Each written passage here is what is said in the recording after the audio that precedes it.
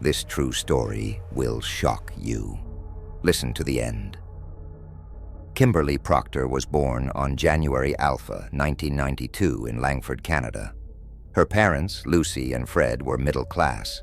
Lucy, her mother, was a Walmart store manager, and Fred, her father, worked as a mechanic. Kimberly was described as a kind and loving girl. She loved animals and had many pets at home, including lizards, rabbits, mice, and hamsters. However, she had a special fondness for cats, which made her a target of teasing and bullying by her classmates for years. Her classmates constantly teased her, making cat noises and refusing to stop. This continued until she started middle school. According to her mother, Kimberly suffered from bullying for most of her life. On top of that, her situation worsened when she was diagnosed with an anxiety disorder, which made her more vulnerable to mockery and bullying. Kimberly began experiencing panic attacks at school, and although her parents tried to treat her with medication, it only made her feel like a zombie. Eventually, they decided to stop the medication and enrolled her in an alternative school where she would receive more individualized attention. At this school, Kimberly met young people with various issues, some of whom had been expelled from other schools for bad behavior. One of her classmates was Cruz Elwood, a troubled boy with a difficult life. He lived with his mother, as his father had been in prison since 2001, sentenced to 15 years for a serious crime and for causing the death of a young girl. Cruz would later say that he fully understood what his father had done, but he didn't want to talk about it. On the other hand, despite his young age, Cruz was already involved in dangerous activities, including stealing from mailboxes, and people who knew him described him as highly intelligent, but also as another problem waiting to happen. Another troubled boy attending this school was Cameron Moffat, who had been diagnosed with post-traumatic stress disorder, PTSD, and had suffered abuse at the age of 4. His parents were very opposed to each other and never provided him with medical or psychological support.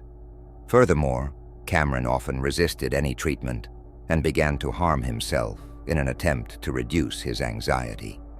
He also became aggressive and started sneaking out of the house at night through the window. His aggressive behavior wasn't limited to home, but extended to school, where he would show up with a knife. Cruz and Cameron met in 5th grade and quickly bonded, becoming best friends. They did everything together, from skipping school to engaging in various forms of mischief, and were also addicted to the video game Warcraft. In addition, they frequently visited websites focused on violence, reflecting their increasingly troubling behavior at school. Despite their behavior, they were never seen as a real threat, even though they posed clear dangers. In February 2008, Cruz posted a blog entry where he listed the common characteristics of serial killers, including cruelty to animals, an interest in fire, rejection by parents, and a strong attraction to violence. He wrote that he matched all 14 criteria. In 2009, Kimberly became part of this group of boys, and they began doing everything together. When they weren't hanging out in person, they spent hours exchanging messages and chatting online. At some point, Kimberly started dating Zach, another member of the group who was friends with Cruz and Cameron. However, their relationship lasted only a few months before Zach decided to end it. This deeply saddened Kimberly, and she sought comfort from her friends, spending long hours chatting with them online. It was during this kind of online conversation that Cameron confessed to Kimberly that he found her beautiful and that she was a really pleasant girl. Kimberly simply thanked him, as she was more interested in Cruz, with whom she had gotten closer after breaking up with Zach.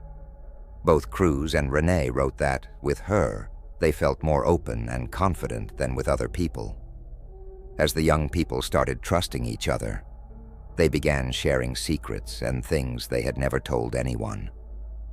For example, Kimberly confessed to Cruz that she had inferiority complexes because of her weight and short height. And Cruz replied that she was beautiful just as she was. Little did Kimberly know that Cruz and Cameron's lives were about to take a dark and twisted turn. They began drinking blood and bodily fluids just to see how it would make them feel at the same time.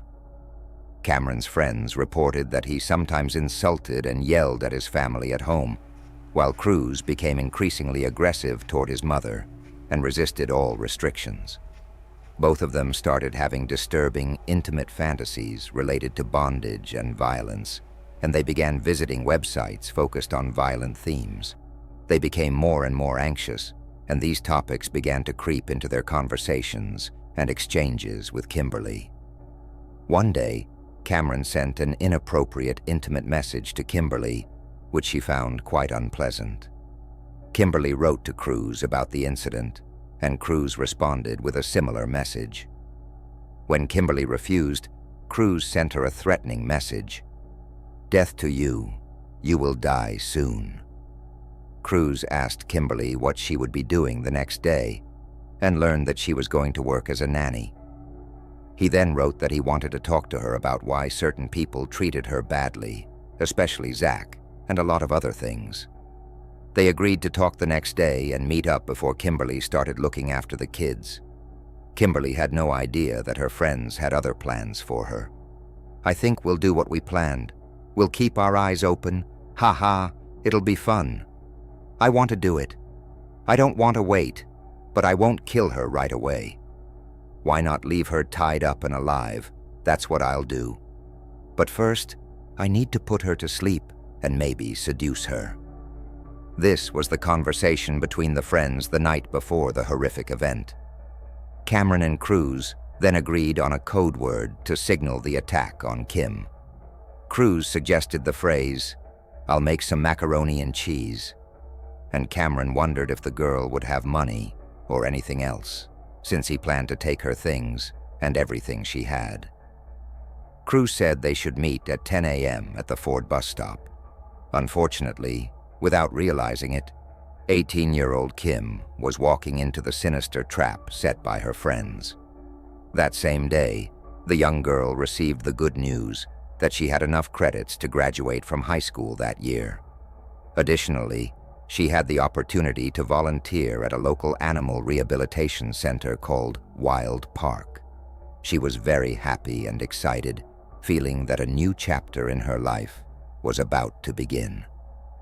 Unfortunately, the girl was mistaken, and this is how we arrive at the day of the events, March 18, 2010.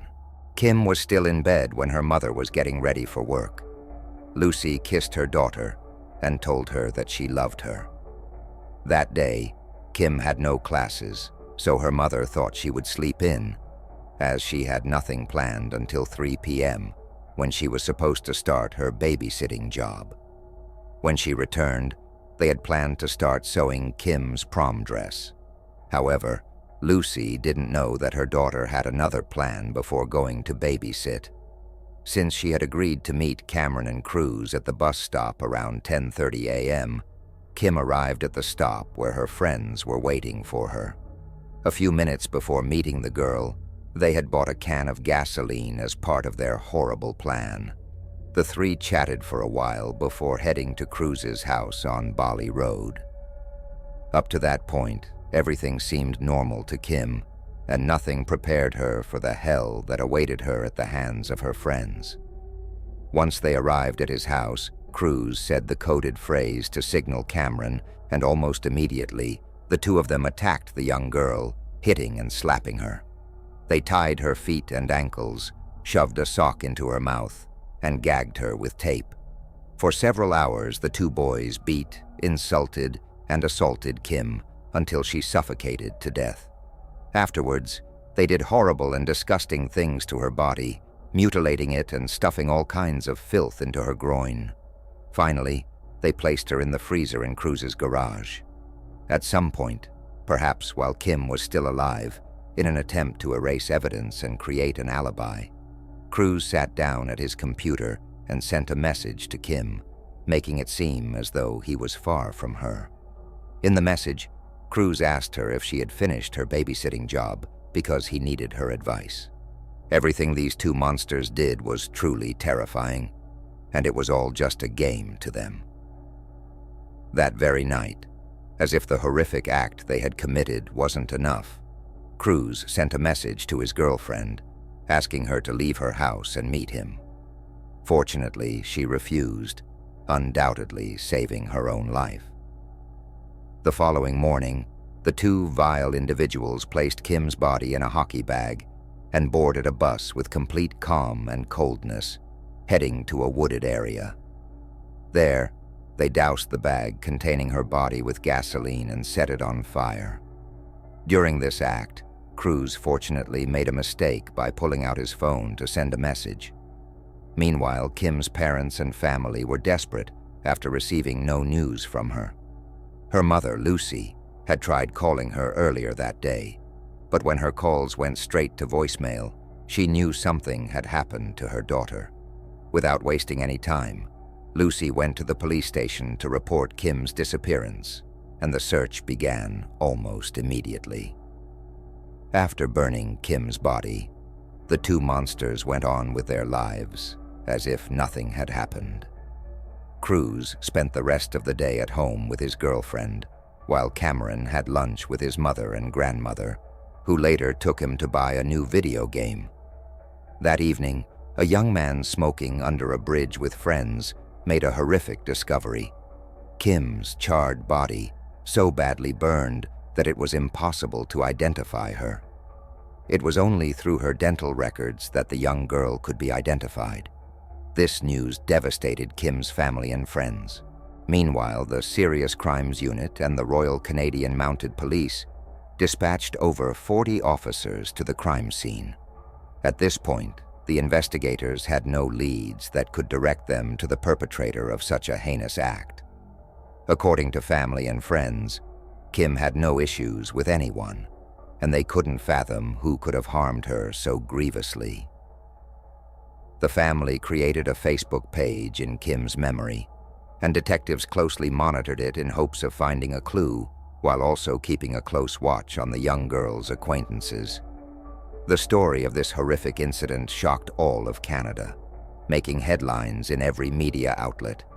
During this time, Cruz became increasingly paranoid about leaving a trace on the internet.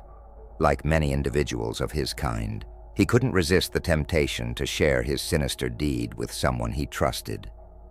He decided to use a video game chat, believing that conversation records were less likely to be saved or checked.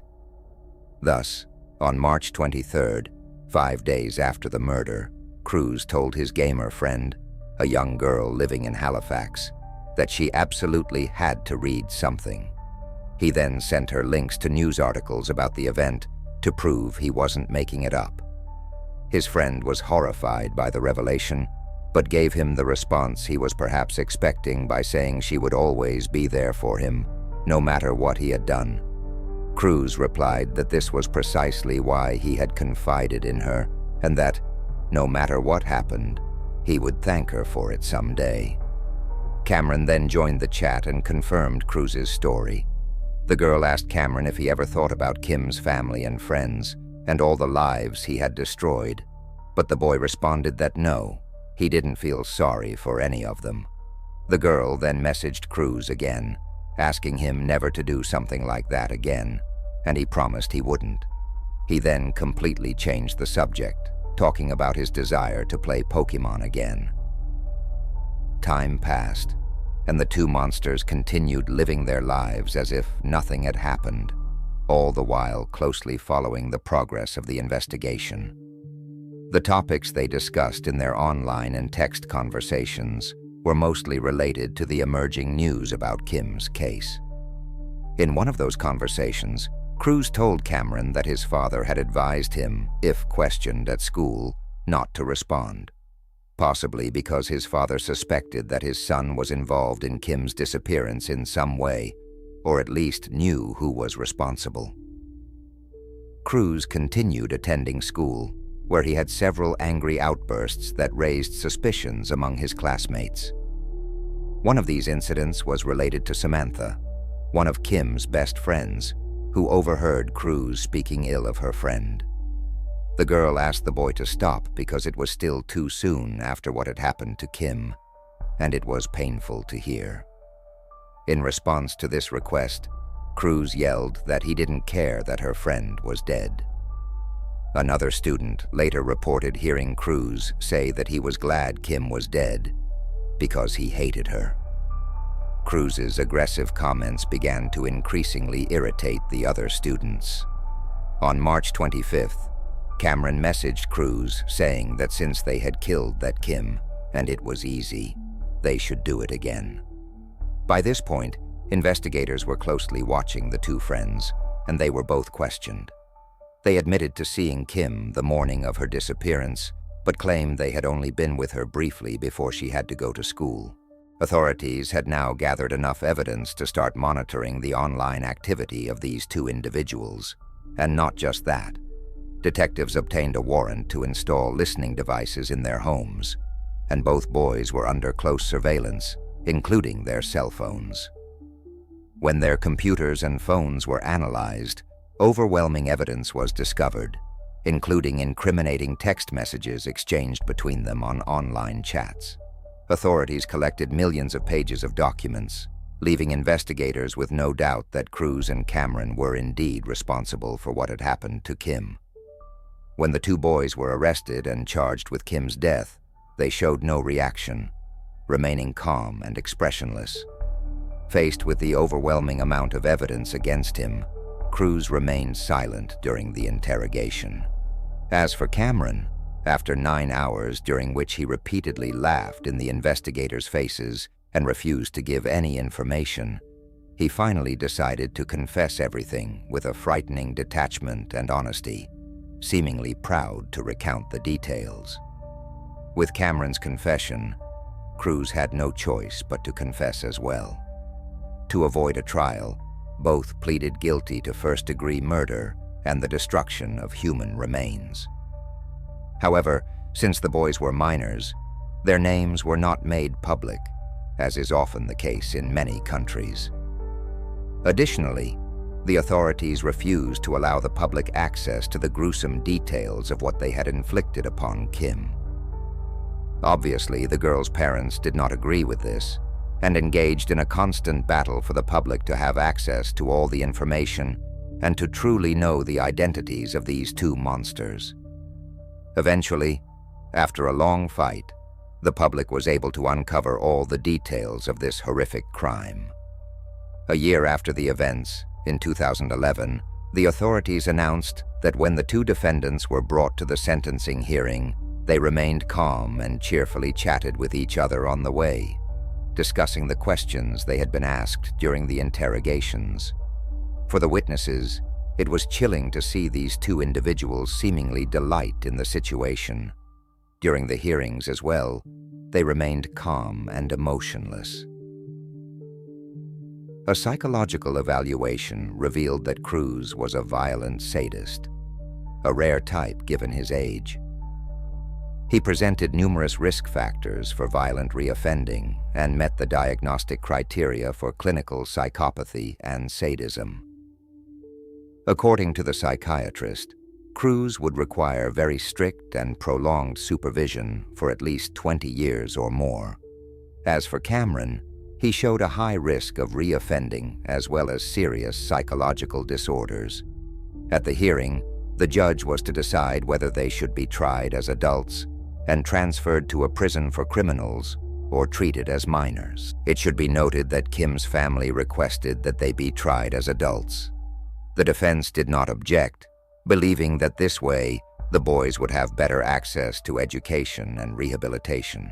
However, Kim's parents were hoping to hear the death penalty pronounced against the two monsters. But in Canada, this measure does not exist, and if they were tried as adults for this crime, the maximum sentence would be life imprisonment, with the possibility of parole after 25 years of incarceration.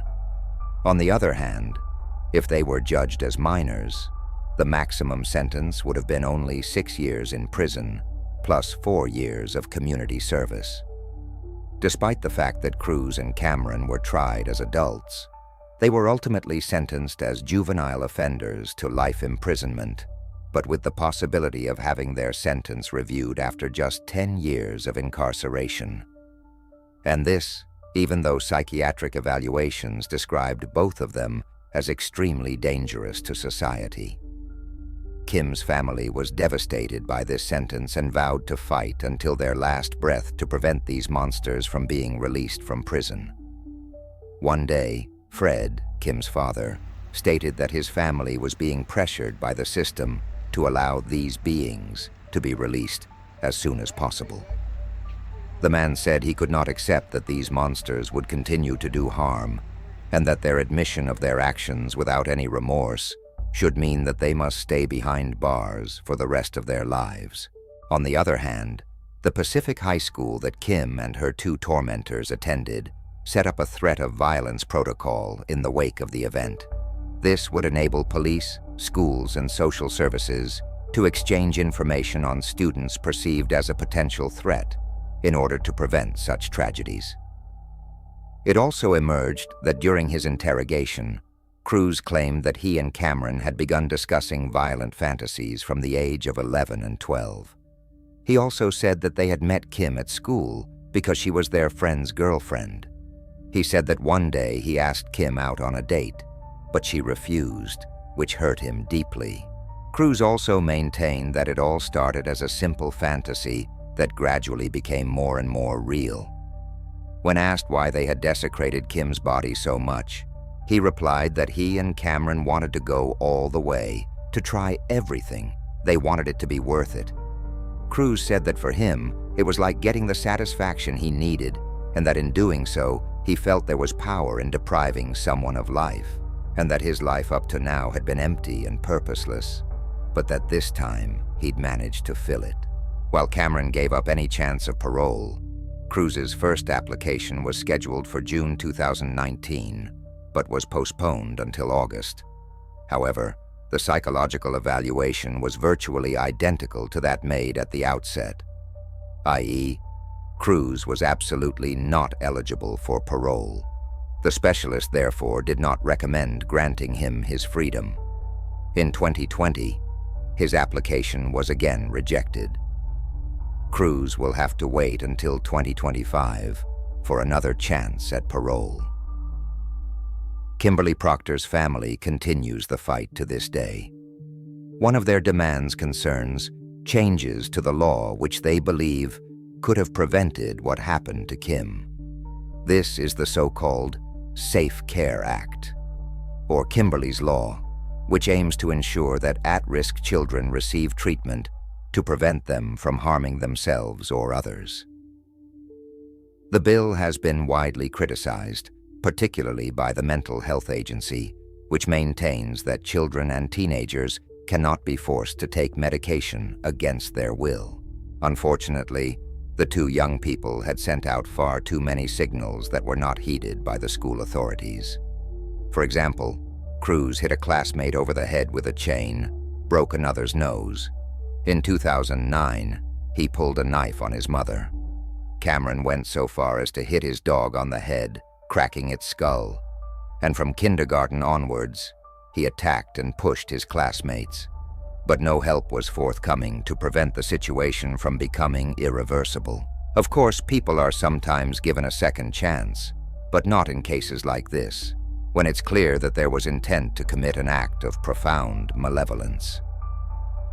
When two troubled minds don't hesitate to act out their darkest fantasies without remorse, but rather with relish. We learned that Kim was only one of 3 victims they had chosen.